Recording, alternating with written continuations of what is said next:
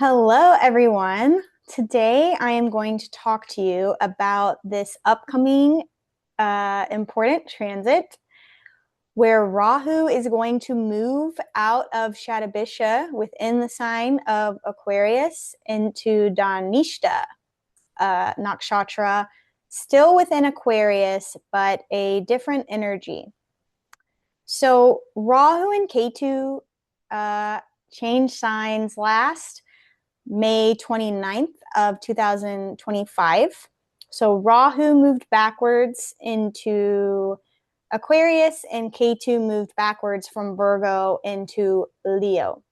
So Ketu is the south karmic node that is responsible for severing and detaching us from whatever sign and lunar mansion it is transiting.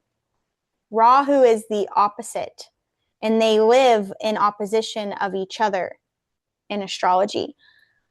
So Rahu is the forward-moving karma, the obsession that we are pulled towards mastering or understanding.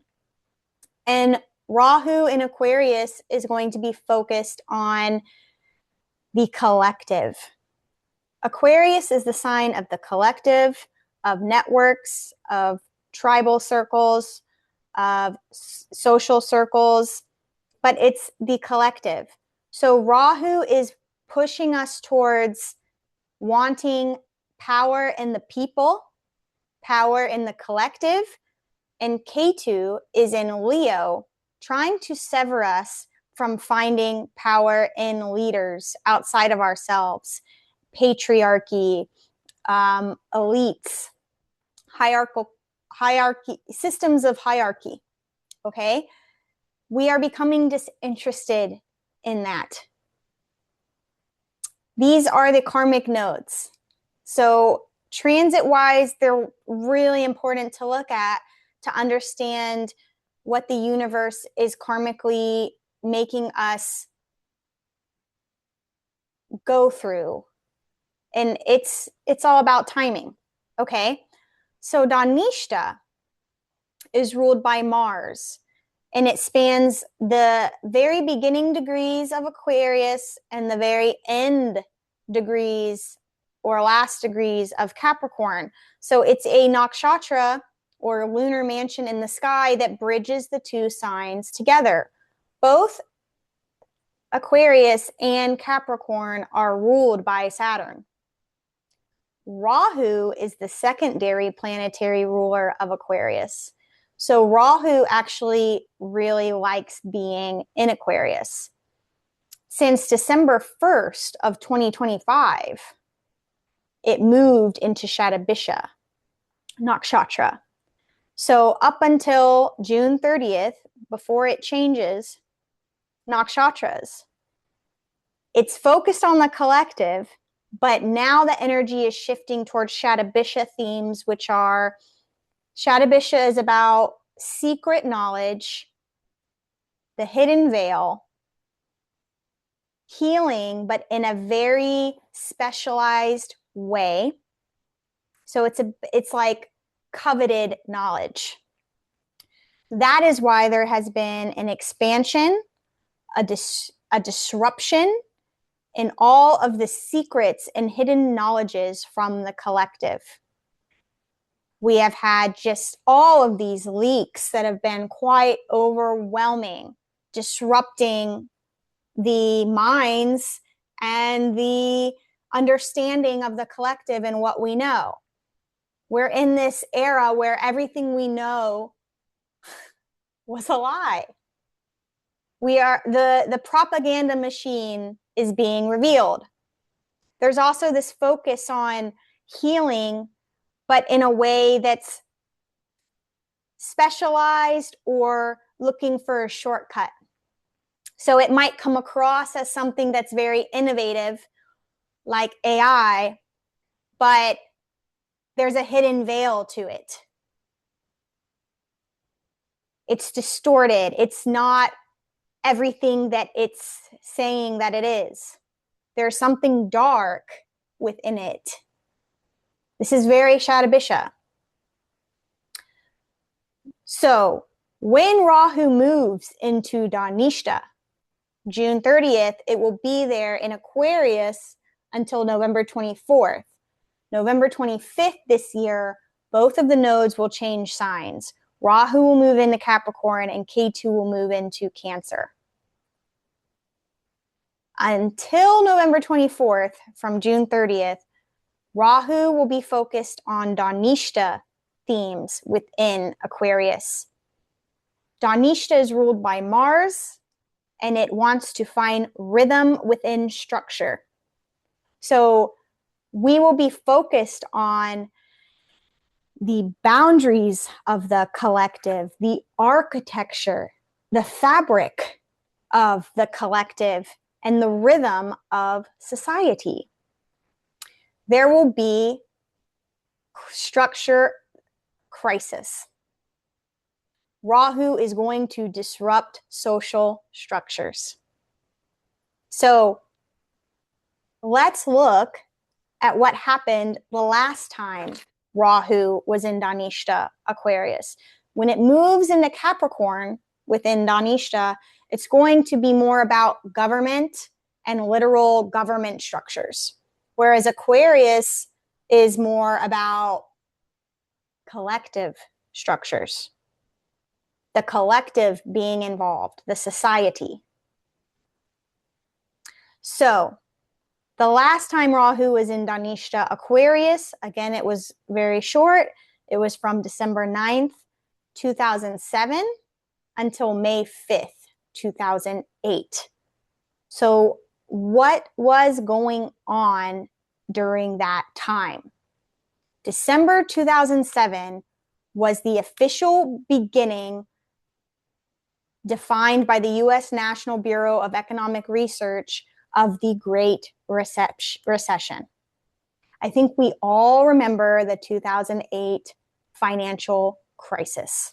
The bubble popped.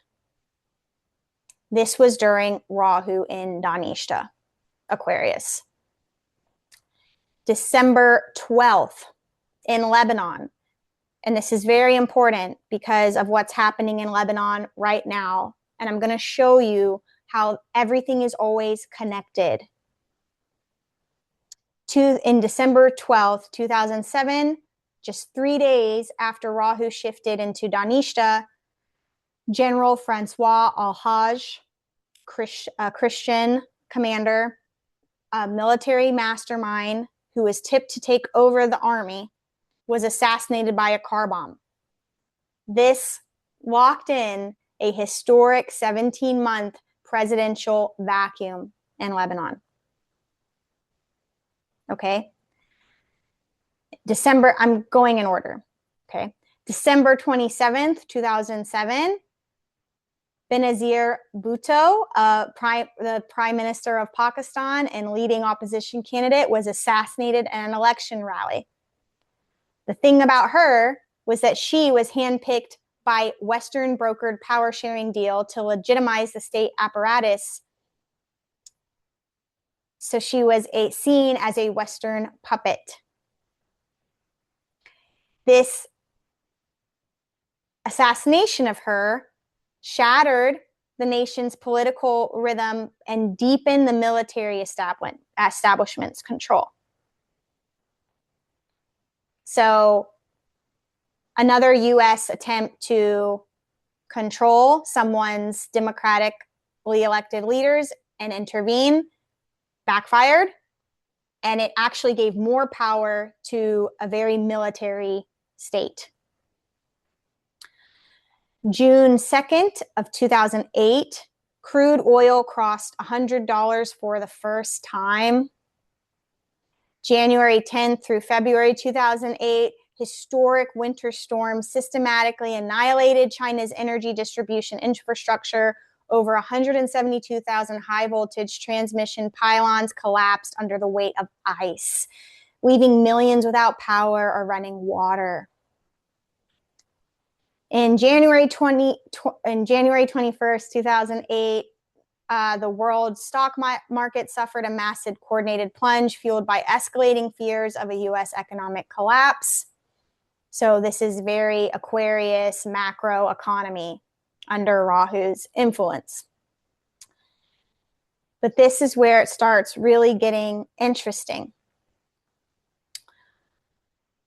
Everything that's going on in Palestine right now, and you should check out, I did a Palestine video of their chart. Palestine is in its current nodal return. So that means Rahu is transiting its natal Rahu in Aquarius, and K2 is transiting its natal K2 in Leo. This is huge. Chiropractic soul level adjustment. Okay? So we're having a mirror of that energy. On January 23rd, 2008, Israel was blockading Gaza. Okay? I mean, I don't know if you guys remember, but it was horrible. People were trapped. I mean, it's always been horrible, but this was a specific blockade. Palestinian forces ended up blowing up major sections of the concrete border that separated Gaza and Egypt. That was, you could call it the Rafah border wall breach, where up to 700,000 people flooded across the broken grid for immediate survival, completely shattering the illusion of total state containment. They breached the wall. If you guys have been following what's been going on, people in Gaza are trapped, and the G word is happening, and it's just gotten worse and worse and worse. And Egypt has tried to block them from coming through Rafah.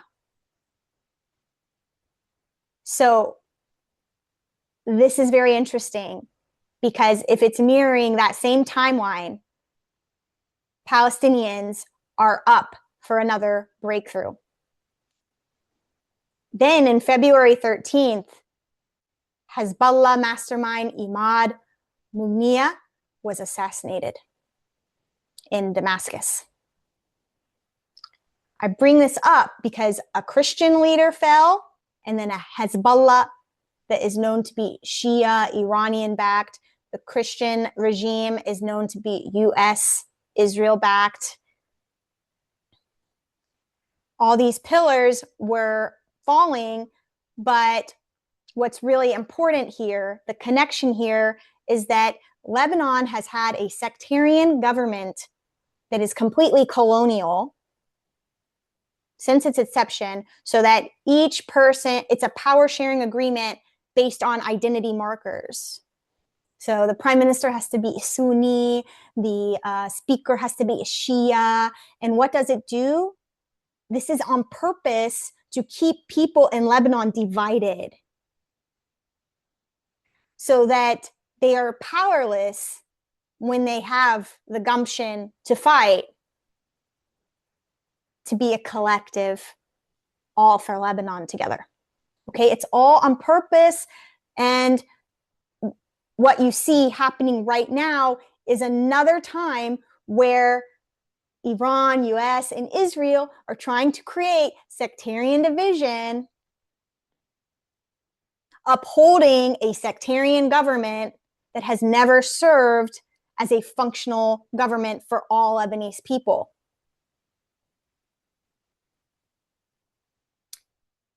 Right now, Israel is occupying southern Lebanon completely, despite ceasefire deal. So we will come back to that. And I will tell you what's different from 2007 and 2008 currently in the transits. Kosovo, on February 17th, 2008, declared independence from Serbia. Great for them, right? It is. But who helped them and why? The US and NATO were behind this Declaration of Independence because Serbia and Russia were not for it. And why would US intervene? Because it's so nice and gracious?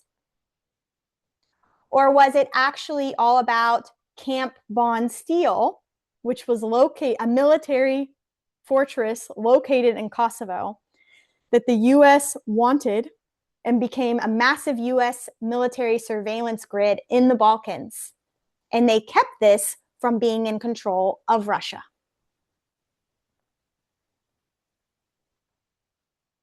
What are we seeing happening today?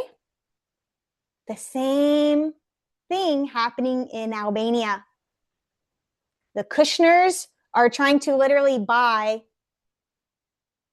Sazan for its military capabilities and control of the Ionian Sea. This time, the people are not having it. I mean, it's different. It's different, right? Like, no one's declaring their independence and their sovereignty. But I will show you transit-wise also why it's different. Okay, so keep this in mind. This happened. Toshiba officially surrendered the multi-year format war, pulling the plug on HD DVDs. So we got the Blu-ray. Okay, so a lot of technological innovation. Very Aquarius, very Rahu and Aquarius, okay? There was the end of the Castro era in February 2008. Fidel Castro officially stepped down as the president of Cuba after almost 50 years of continuous rule, passing the power down to his brother, Raul Castro. What was going on with Iran during this time? Okay. In March 2008, the UN Security Council passed Resolution 1803 against Iran, forcing international monitoring of Iranian financial institutions and freezing global cargo networks to enforce a strict geopolitical cage around Tehran. Does this sound familiar? These timelines are always connected. In March of 2008, there was the collapse of Bear Stearns. So a structural shock to the banking elite, and the Federal Reserve intervened like they always do to orchestrate a fire sale of the investment bank Bear Stearns to JP Morgan Chase, their best friend,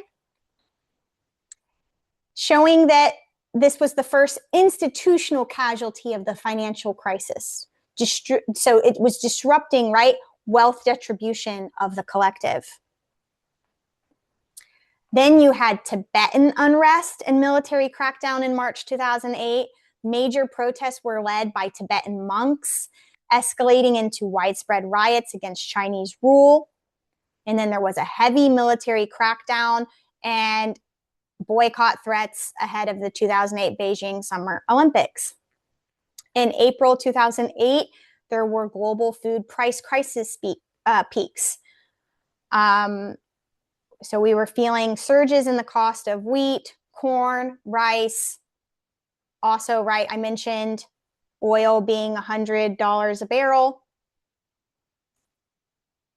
So 3 days before, and then we had a big cyclone devastating Myanmar, May 2nd, 2008, 3 days before Rahu moved signs into Capricorn. So with all of this, how do we connect it, and what can we expect to see this time? Okay. So some of the key differences.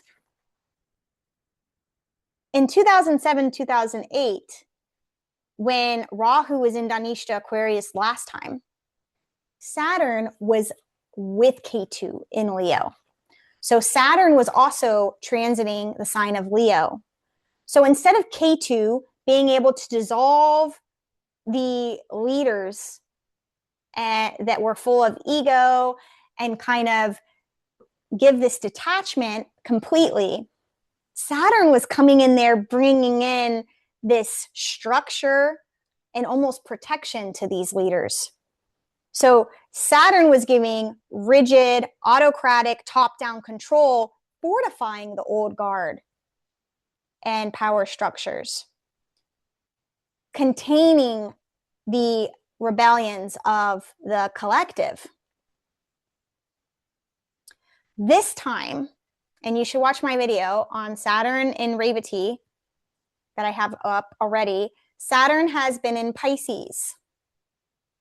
Pisces is the last sign of the zodiac,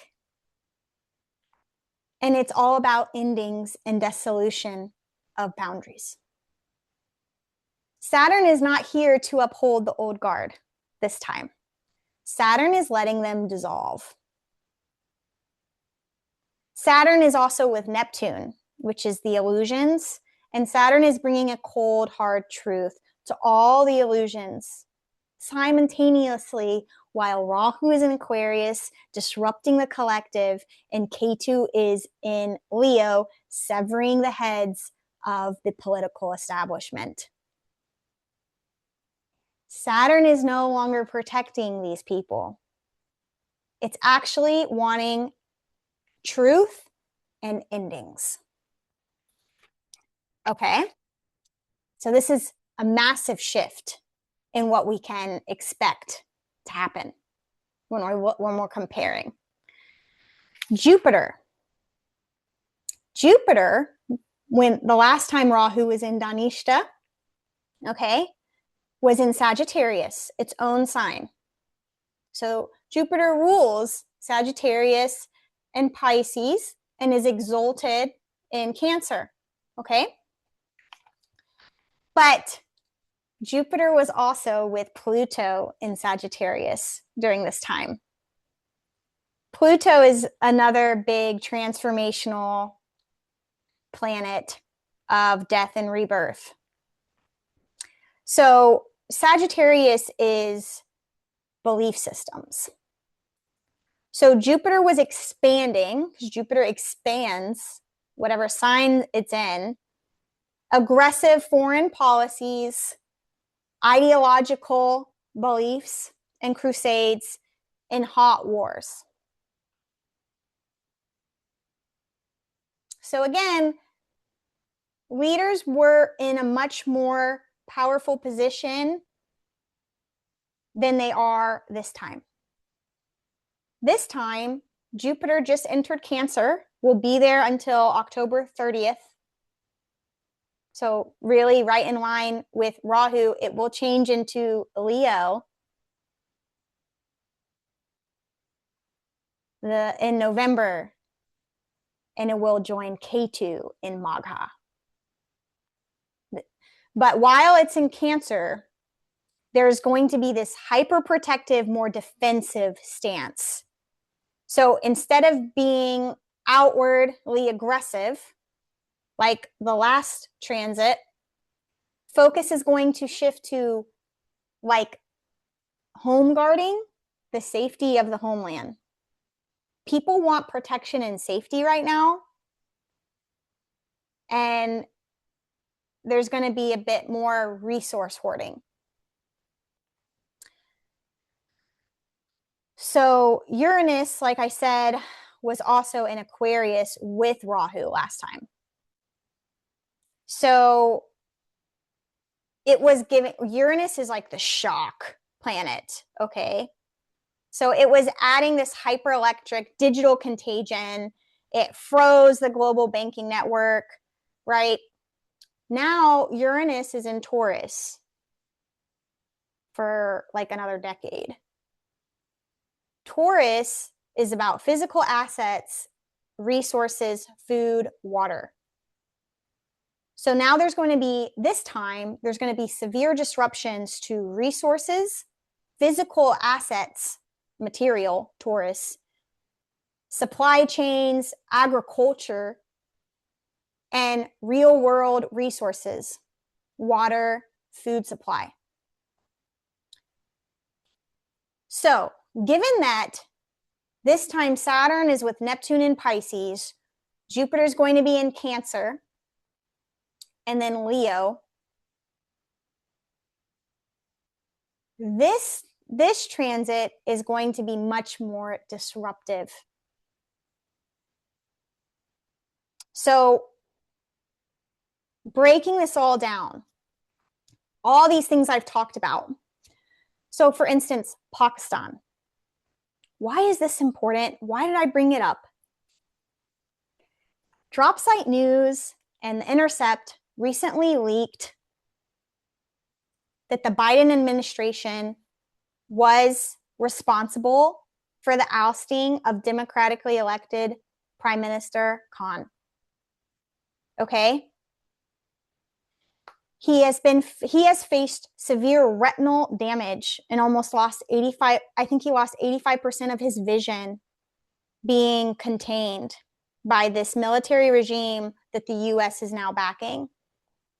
And they're letting them broker the US-Iran peace deal.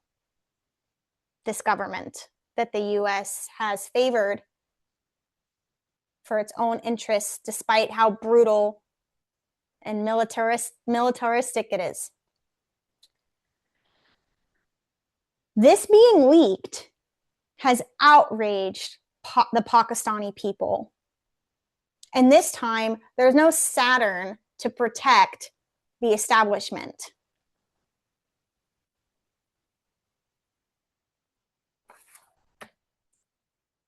In Lebanon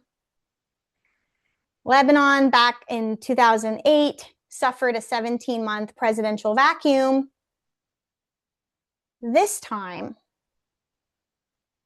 Lebanon is on the brink of crisis yet again at the hands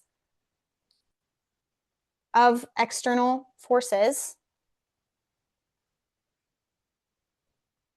But this time, there's no protection for this establishment. Lebanon, their natal birth chart, has Jupiter in Magha Leo. So K2 is currently transiting Lebanon's natal Jupiter in Magha Leo. Jupiter represents the religious leaders, and K2 is here to sever that. And I find this very important to Lebanon because it's a literal religious sectarian government. So there's going to be a dissolution in power structures this year. Another thing is President Joseph Aoun has natally Saturn and Venus and Mars in Capricorn, but that he has Venus and Saturn in Dhanishta Capricorn, not Aquarius. But Rahu will enter Capricorn November 25th this year and will be right on his Venus and Saturn in December. This is going to disrupt his relationships, his money, and his structure. I think something will be revealed about him that people cannot turn a blind eye towards.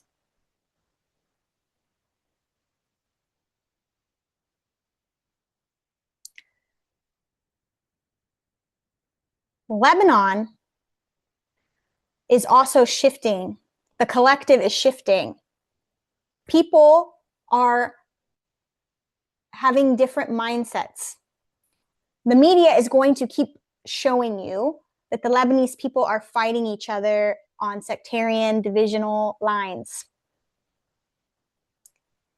But the reality is, Lebanese people are more in love with Lebanon than they are their confessional scripts.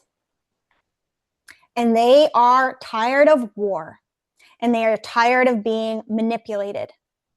And I really do see the Lebanese people collectively as one demanding the end of this fictitious colonial government. Out of exhaustion, out of pure exhaustion this time. Lebanon also has Rahu in Cancer and Ketu in Capricorn. So it's going to have an inverse nodal return, where the nodes will be the opposite of its natal. This creates a complete structural shift for the country for 2027. So I think things are going to be revealed even more. I think July will be tough because of Mars being exact Uranus. And for Lebanon, that is a Mars-Uranus return. There will be a shock to assets and resources of the country. There will be more revealed and the severing of the religious power structures. And I think that revolution could actually be supported this time based on the transits. I already told you that I think Palestine also could have a breakthrough during this period, because it did last time.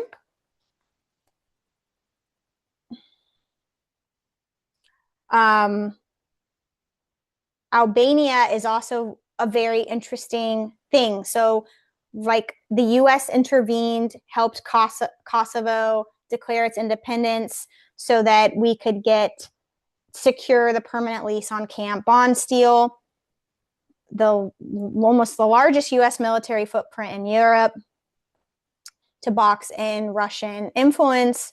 So something similar, but like just way more corruption in your face, right? Because it's like the son-in-law of our president, and it's all private equity.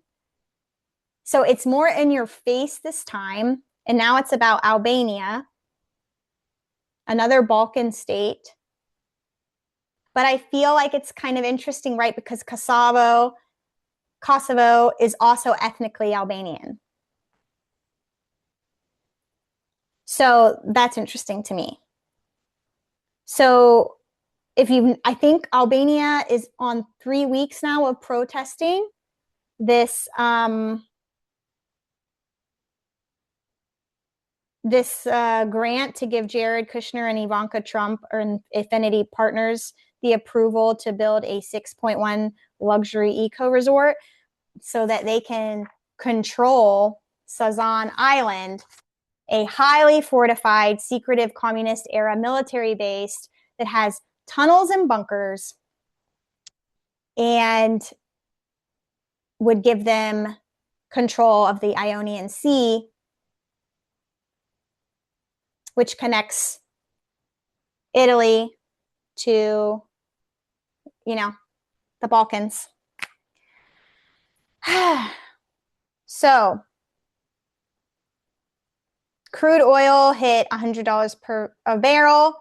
The Strait of Hormuz crisis that we're in right now is doing the same exact thing. It's jacking up oil prices, creating economic crisis. So there's digital evolutions. They're trying to create digital evolutions with AI. So what can we expect? Saturn is no longer supporting leaders this transit like it was last time, and it's wanting things to dissolve that are false. It's bringing truth to the illusions, and it's demanding an audit and accountability of structures. Jupiter in Cancer is going to make people way more defensive and way more interested in protecting their own this time. So the difference is people are not pro-war this time. They're not going along with their governments. I think we're going to see more riots, more protests throughout the world.